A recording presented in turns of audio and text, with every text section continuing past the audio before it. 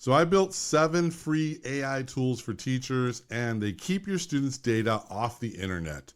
And here's my full walkthrough tour in one video. So by the end of this video, you'll know exactly which tool to open first. So let's jump in. The website is tools.teachingwithintelligence.com, and you can see we're there right now. And if you scroll down, you can see you start for free. And it lets you have these 7 tools, and I'm adding more tools all the time. So first would be the lesson plan generator, very important. Next is a quiz maker, then a custom AI chatbot, so think Socratic chatbot. Family communication generator, you get those emails from parents, you want to get something really nice out, your brain's dead and you just need to get something good. So that's going to help you tremendously. Meeting notes summarizer, you got some PD or something, you want to throw it in there. A lesson plan remixer, so maybe you want to align to new standards or you want to add UDL, and we'll jump in that. And then my newest feature is the Syllabus Builder. So without further ado, let's dive in. You just want to go in here and do the sign in right here. And incidentally, let me go back 1 second so you have full transparency here. It is completely free for 10 uses every month. So if you can do all your stuff in 10 uses, good, I love it. If you want to be unlimited, which of course I recommend because you'll have a way more usage of the chatbots and things like that, it's a mere $9 a month, and it really helps the project to keep going. And of course, if the school wants to pay for it, we can do $49 a month for 10 teacher accounts. So talk to your schools about that, and I can set that up for you. All right, let's go back, and now we're going to go to sign in. And here's where you would sign in, create an account down there. So I have my stuff pre-planned in there. I'm going to hit go. And here's the dashboard. Right away it says, good to see you, right? And if you have the pro plan, you'll see that it says unlimited generations. If you don't, it's going to tell you that you have 3 left or 10 left or whatever. So let's jump into the lesson plan generator first. I'm going to click on it once. And inside here, you see it's just like filling out a form. And first of all, it says subject, grade level, duration, learning objectives, standards. So I'm going to go in here really quick, my other tab, and I have some notes here for me so you don't have to watch me type. And let's go back here. So my first one's going to be intro to documentary techniques. And then I'm going to do grades 9 through 10, but I'm going to grab this as well. And we'll do 9 to 10. And then what should the learning objective be? Students plan and shoot a 2-minute interview using an iPhone with a lav mic. And then down here for standards, I can just write CTE. And then do I want UDL framework? That's a big thing right now. So I'm going to click yes. And we're going to generate the lesson plan. And it works pretty quickly. It's all using Claude to generate all of this. And really, as we're waiting for this, there it goes. The big thing here was that I talked to a lot of teachers, and I've trained a lot of teachers who don't want to learn the ins and out of Gemini, Claude, ChatGPT. They just want something that works. So I really took that to heart, and that's why I built this whole tools panel, where they don't have to think, how do I prompt again? How do I do this again? It's all done for you, all the prompting. So here's my lesson plan, mastering the frame, documentary interview techniques. There's my overview, my learning objective, my materials I need. There's the hook here is the bad interview challenge, show 2 15-second clips. It's telling me everything that I need to do. Director, cameraman, and subject, my task is to do this. So all of this, at the very least, yes, it's really good. You could literally probably copy and paste this into your Schoology or your Google Classroom, and you're ready to go. But of course, we all like to tweak things to really be specific to us, but this is a great starting point. You're not starting with an empty page. What's nice up here is you can click to save it to Google Docs, copy and paste it, or just download a text file, and that's it. So it's really just a great place to start and to have everything done for you. Now let's scroll down a little bit, and you can see there's all kinds of requirements and self-critique review. And then there's differentiation notes, because we turned on the UDL framework. So ELL struggling readers provide a printed storyboard template showing what they should do. Advanced learners challenge them to use B-roll. So there's all these different things. Here's all the frameworks that you need. but it's super solid. All right, next we're in the Quiz Maker. Let's click on Quiz Maker. Here's the tool here. And I'm just going to go in here and go to the next thing. And we're going to do this. And I'm going to copy it. And we'll go back into the Quiz Maker.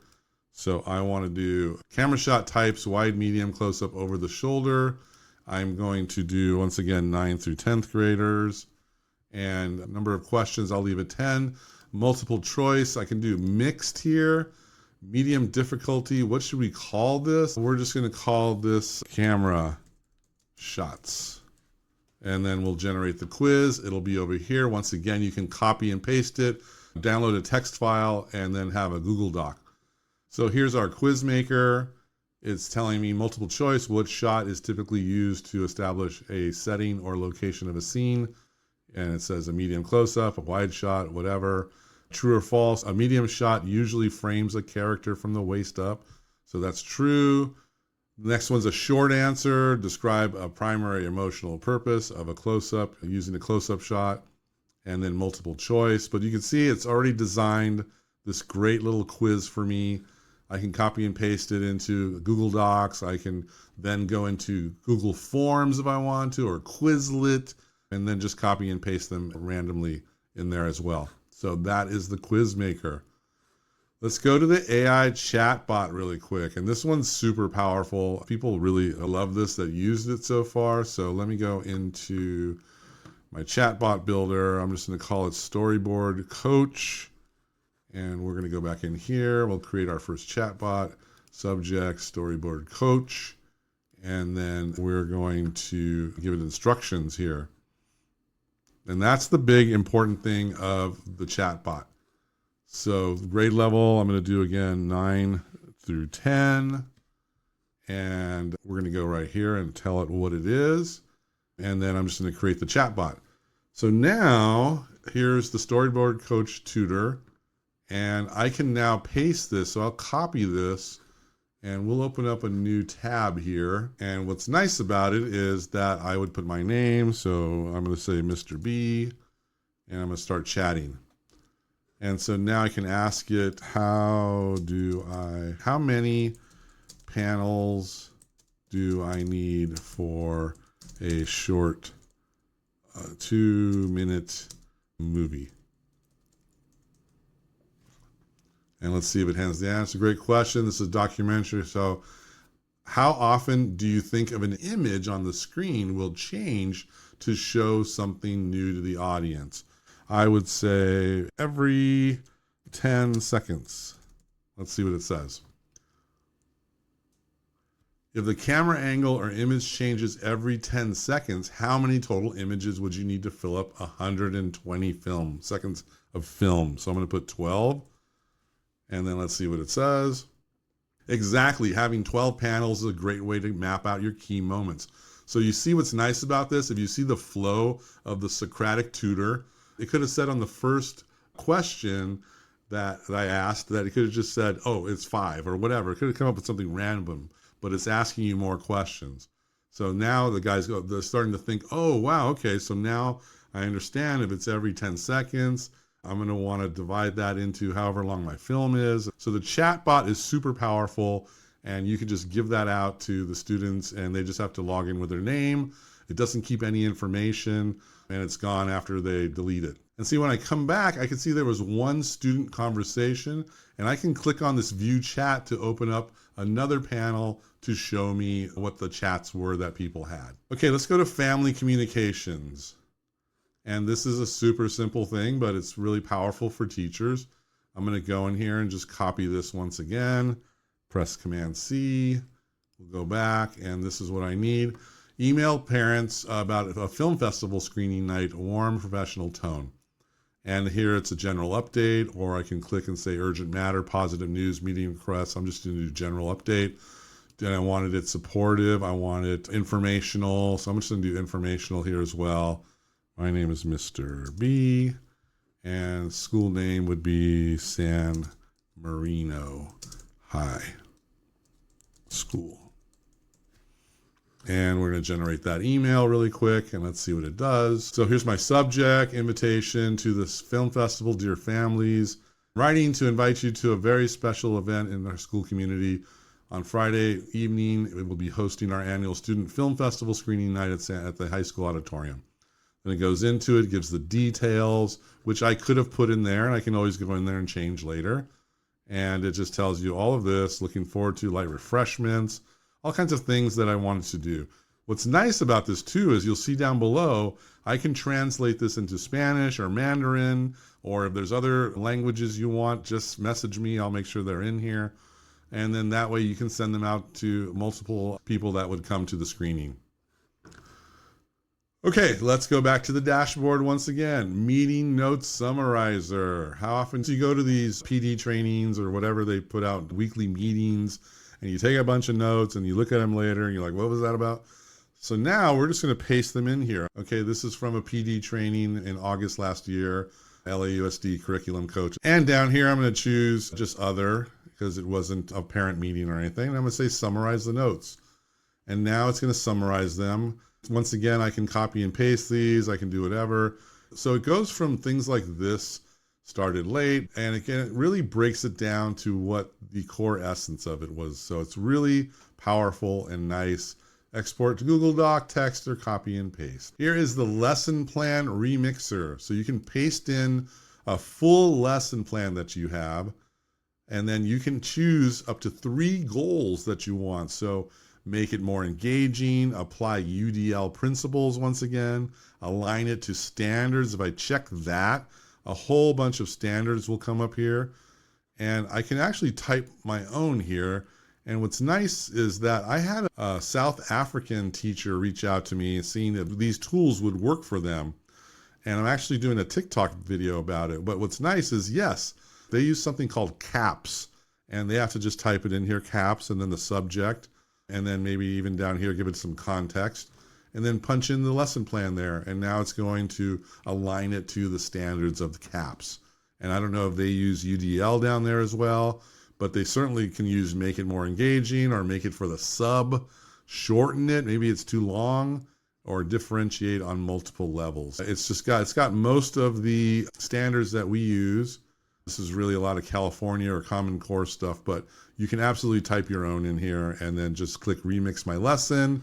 You'll have a brand new lesson ready to go. So last but not least, the Syllabus Builder. We're gonna build a polished classroom course syllabus ready to go. Let's go in here. And so now it's asking you, what's your course? So I'm gonna go up here and it's gonna be course name. So I'm just gonna call this Intro to Media Arts. And we're gonna say 9th graders, or I can do whatever. I'm just doing mixed. It's for the fall semester. I'm just put SMHS for my high school. My name is Mr. B. Course description, we're gonna say Intro to Media Video Production. Okay, so I'm gonna just do that for now. Actually, I'll take out the Media Arts 1.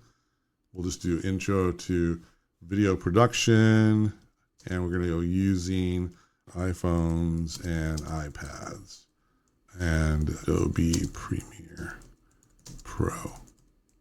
Okay, number of units, we can do 6 for now. I can change that to whatever. We'll do 4.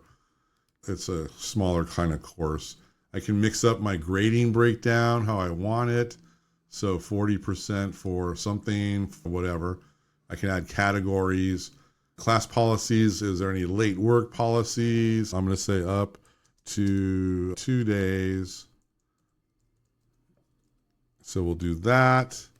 Attendance, let's say 3 unexcused will result in parent email.